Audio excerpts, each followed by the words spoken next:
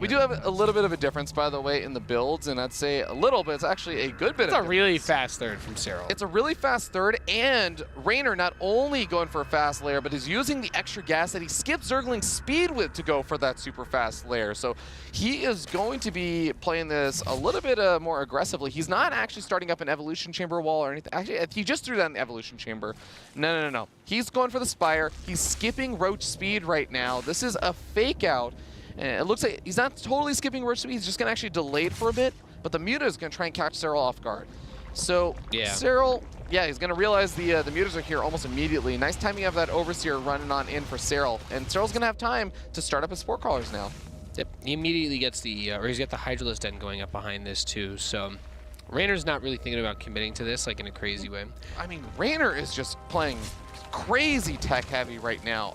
Lurker Den is already on the way. And just for context, Serral never made anything outside of a Roach Warren. He got up his lair and stuff. He's getting up Overlord speed. It's not like he's even invested in Burrow or Tunneling Cloud. It's just actually Roaches versus Mutas, Roaches, Hydras, and soon-to-be Lurkers. It's a little bit weird, right? Because he doesn't have anything that gives him a security blanket against the Mutalisks. If he tries to move out across the map, like, the Mutas can just start picking away at the army, especially those juicy, juicy Ravagers. And Reynor has all the tech that he could possibly want. You're right. Not only does he have the Mutas getting map control, but now we have 6 Lurkers being added. And of course, that he has all the Hydralisk stuff to even get here. And Serral didn't like grab a 4th or anything, so even though his 3rd was so much earlier, now Reynor's on the same amount of income, and yeah, I'm kind of with you. I think that Reynor actually, maybe this is just going back to the preparation we were talking about, but he may have just identified Serral's reaction to some of the styles of play and stuff and said, oh, I actually think I have time to get up Lurkers if I open up with really fast Mutas, because Serral will play really passively or something. The Lurkers are not exactly getting that much value just yet, though. The Crucibles doing a good job of pushing them back, and Reynor bleeding out a ton of Roaches over here. So the supplies still kind of even, but remember, Defender's advantage very, very strong over here for Serral, as his Roaches are getting here immediately, and the Lurkers are just not really getting that frontline buffer. There's still 2 Lurkers on the right-hand side. The Muta's also adding in a good amount of DPS, and there's not that many Queens left over now. The unburrow burrow micro with the Lurkers has been really good. It has. Especially without anything like the adaptive talents for them, being able to reposition them like this is really, really good out of Reynor. He's taken the supply lead, starting to crack through. Really, all he's got to do is keep dodging the Biles as much as he can. 2 of the Lurkers are going to get picked off, but all the Roaches on that flank have been destroyed. Wow. Really close fight there, but Reynor looks like he's starting to eke out a bit of an advantage, and like you said, that burrow-unburrow micro from Reynor to keep those Lurkers out of the Corrosive Bowels is massive. I also want to compliment Serral on, in the middle of that fight, actually unburrowing the Spore Crawler in his mineral line, moving it forward, so now all the Mutalisks are gone. That is also a huge boon, because the last Queen just went down, and imagine if that Muta was just still picking away at some of the remaining Ravagers. I still don't really see an easy way here, or really a way for Serral without getting some Biles onto those Lurkers. Pushing them away is so difficult. Look at that. Reynor's going to move him forward just a little bit more. There's the Biles. Oh, God. Drones be pulled into Lurkers. Okay, well, all those drones are going to be out and gone. And I think that Reynor is actually starting to do it. He's still got those 2 Lurkers barely alive. They're going to be able to pull through. It looks like this game we are going to see a bit of a change up here. Reynor not going to do the same trick as last game. He goes for Zergling speed. And, of course, Year 0, slightly different map than the last one, just because your natural expansion, it's on the high ground, so you have that little ramp leading up. In some ways, it can be a little bit easier. It's also a much wider map, so it takes a lot longer to get across the map. Even for these speed links, it takes just a few extra seconds longer. But fast third base for either player. We do have +1 melee coming out over here for Reynor. Hey, I was talking about this last game. I love these builds. These are really fun. Now, Reynor did kind of have his Lings out of position, but he has a few. He should be able to start pushing some of these Lings back, or at least buy some time for the Queens to get here. After that, as long as he controls the Lings well, he should be able to push Serral's Lings back. So it's not a scary moment or anything, but there are a couple of Banelings being made now. For Serral, I mean. Where are those banelings? Are they actually? No, they're defensively. So Serral is just kind of poking, prodding, forcing out a few extra lings. But Reynor is going to start flooding out lings pretty soon with that +1 melee, getting up the baneling nest as well. This is going to be where Reynor tries to pile on that aggression. Maybe this is where it gets interesting. The Nidus network coming in. Oh, God. You know what? I'm going to proposition something for you, Nate. What? So the Nidus Swarm has a lot of armor as it's going up, right? So lings, not even with melee upgrades, not going to do that much damage. And then the lings are fully surrounding that Nidus Swarm. The first thing that pops out is a baneling. Insta-gibbs all of them. Oh, that is Beautiful. a scary thought. Now, ladies and gentlemen, the trick to this, if you want to know, is that whatever you load into the transport first is what comes out first.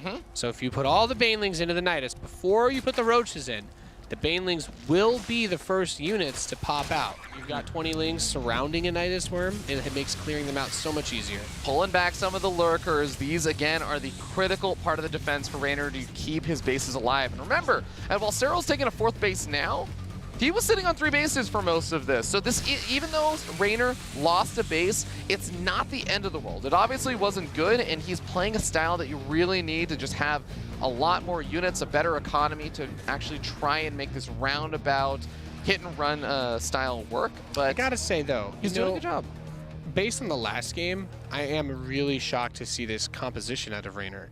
Because, like, the lurkers, yes, I get it. The lurkers were great last game, too. But it's actually just mass ling lurker, which feels really weird. Look at this +2 attack. +2 melee is definitely help out a lot. I do want to note that without +1 Carapace, or I mean, I guess actually +2 Carapace at this point, these lings are getting 2-shot by the roaches. That's becoming a problem. He needs those lurkers here to actually take these trades. Yeah, that needs the lurkers. Oh.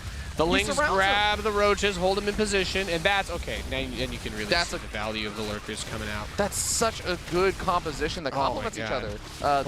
Exactly what you were saying. The lings the roaches in position. Oh no. Okay, well, Overseer's here, but not killing the lurkers. He's going to be able to make his way through most of the lings. A lot of roaches died for that to happen. But that was a value trade for Reynor, but he's still down a good bit of supply. +1 Carapace finished up, but that's actually not going to be enough to keep his own lings alive. But more roaches show up, and those roaches, more lurkers show up, and those roaches low on hit points. Uh-oh. Do we have lings to get rid of the Nidus? Be able to kill it before too many unload.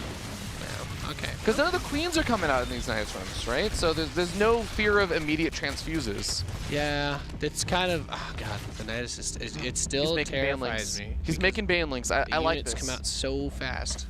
If only there were banelings in that Nidus to come out first, right? Yeah. I think that would actually be really big. That could have ended the game right there. There only been 3 queens to try and take it down. The nice thing now is that +1 Carapace finished up here for Reynor means that those lings will at least survive with 1 hit point for the first baneling, so at least soak up 1 extra baneling hit with if a Nidus Swarm pops up unexpectedly with a bunch of banelings inside. But Infestor's now out over here. Reynor able to tech up to those, and he's looking to try and maybe catch some of these roaches on the retreat.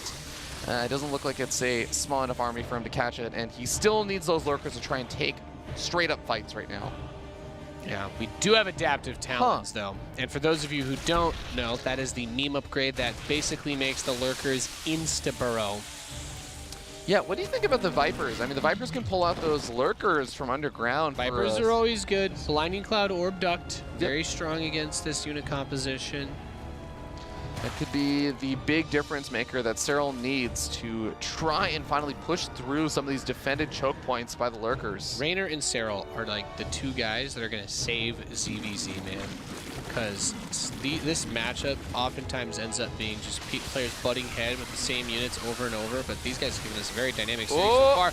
Good surround with the Zerglings. Those lurkers are going to be able to burrow so fast. Literally the fungal at the same time. And that Nidus pops, but not fast enough to save the army. Now Reynor is going to be under assault on the north side. A bunch of roaches getting onto the drones. 4 picked off. The Zerglings are getting the surround. And I don't... Did he get adrenal glands? I feel like he's got adrenal glands already, right? He does have adrenal glands. So those Zerglings attacking extra fast. Those Zerglings rip to shred roaches. Ripping and tearing. And what? I mean, I guess I don't watch enough Starcraft. I thought I did, but Oh boy, it's not something I'm familiar with. This is where things get complicated though. Serral now has high energy Vipers over here, so Reynor got to be careful to split up his lurkers effectively to make sure blinding clouds don't catch him, and then he also has to react quickly to any of the. Ooh, okay, that nice one going up in the main. That one's got most of its health. Roaches are going to start gushing out into the main base of Reynor. And, there's the next save. And the Baneling! Well, I mean, some decent hits over there, but I think there's actually still a decent number of units still left alive here for Reynor, so he cleans up the nice storm. He doesn't actually take that much damage from that one. Okay. I think that's actually that's one really nice thing about the Lings is even on a map as big as Year Zero, look at how fast these Lings get in position. They are going from main base to fourth base to third base. The upgraded Lings as an answer to the Nidus is really, really amazing because you don't, even though Roaches could do it better, it's hard to get there. Oh, there's the Fungal! Zerglings! Get the surround one more time, trying to keep these units from getting away, and the lurkers right behind to get that insane area of effect. Oh, that was magnificently done. I have to hand it to Serral because you have noticed that almost all of these engagements, outside of maybe one snipe off there from Reynor, they've all been on Reynor's side of the map. So Serral's been aggressive, but he loses so many units now. I think that this is going to be now Reynor's time to charge across the map and get even more damage done. And I think he will even be able to snipe off a base or something and still make it home to defend against a Nidus Storm attack again. Man, if it was only these two guys ever playing each other, ZVZ would be so much more popular. Oh, good God. This style from Reynor is so cool to watch. Thank you, someone, for doing this. And then the Fungal, the cherry on top. Dude, Serral is super dead. This is amazing. He's going to kill the Nidus Storm. No more counterattacks over here. Someone just bird boxed, like opened my eyes, and I see everything in a new light. Reynor takes 2-0.